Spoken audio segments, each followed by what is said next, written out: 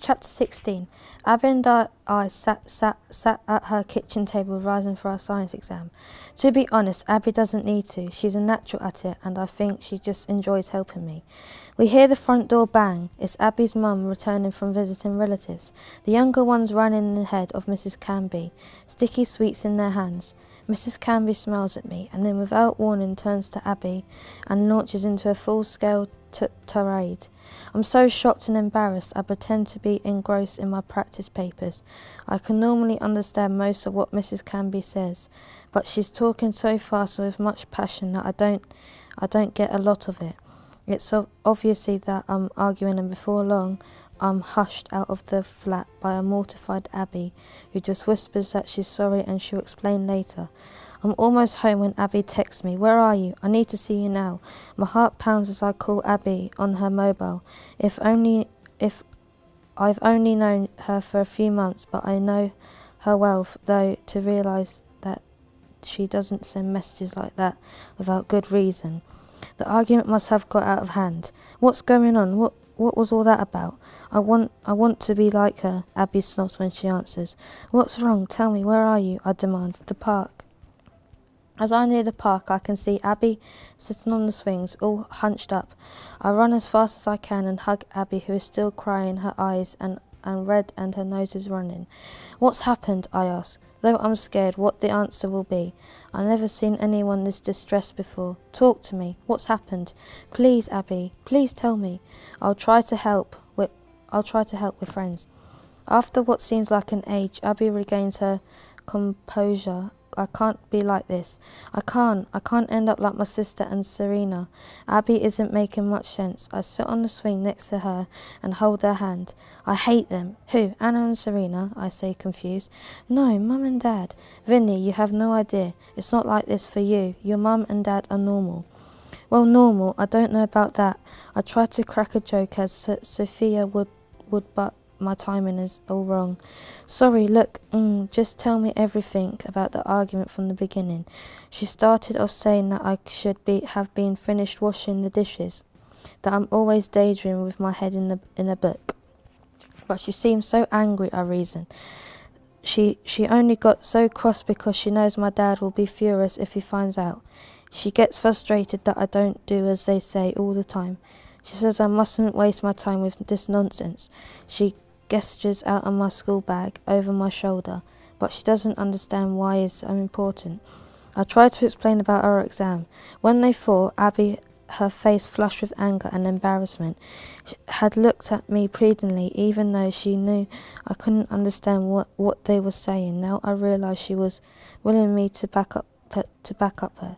Mum told me there's no point in studying because it's not important for a girl, that I should learn to cook properly and quick at cleaning so I can keep my future husband and his family happy. It's all my mother have learned, and she knows Anna has suffered because she was always so slow. She doesn't want me to bring the same shame on her too. She doesn't want me to be seen as another lazy Western daughter. All she cares about is how they appear to people who live hundreds of miles away. Abby told me once that her mum never mentions Anna, so both Abby and I were surprised. Did you tell her you miss Anna? Maybe that'll help her to realise that she shouldn't do the same to you. Yes, and I asked her why Anna never writes to us, but she just says it's because Anna has a new family and she belongs to them now, so she doesn't need us anymore. That's when I really lost it, and I asked to ask you to leave. I nod, trying to look like I understand, but I don't really. Did she say anything else after I left?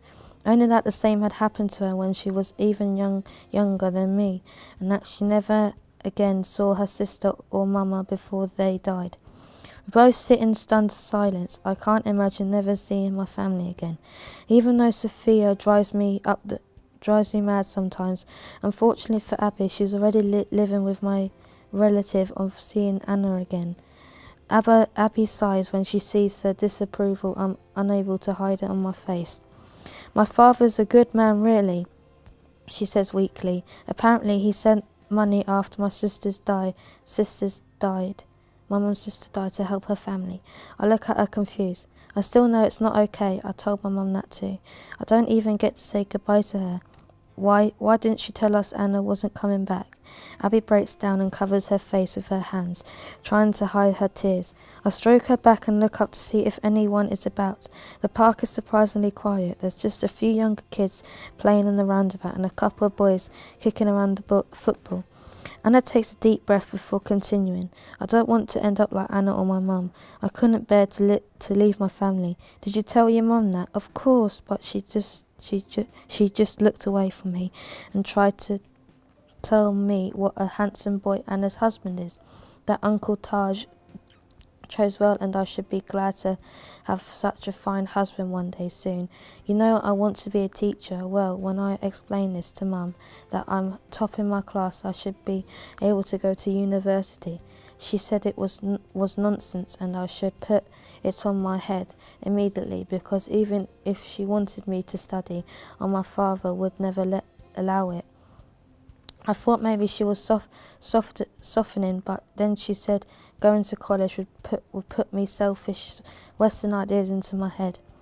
You're doing the right thing. Keep fighting it. They've not done anything yet, so you might be able to make a difference. I know I'm clutching at straws, but I feel it's the only way I can help. Before I even finish though, Abby is crying again. You don't understand, she explains between sobs that come thick and heavy now. It's already started. She lost her temper. I told her she was always so tired that she treats me like a slave. Then she told me my dad is planning things with another family soon. He's already picked a boy for me to marry soon. I'm beyond shocked and stare at Abby, whose pale face has never looked so desperate.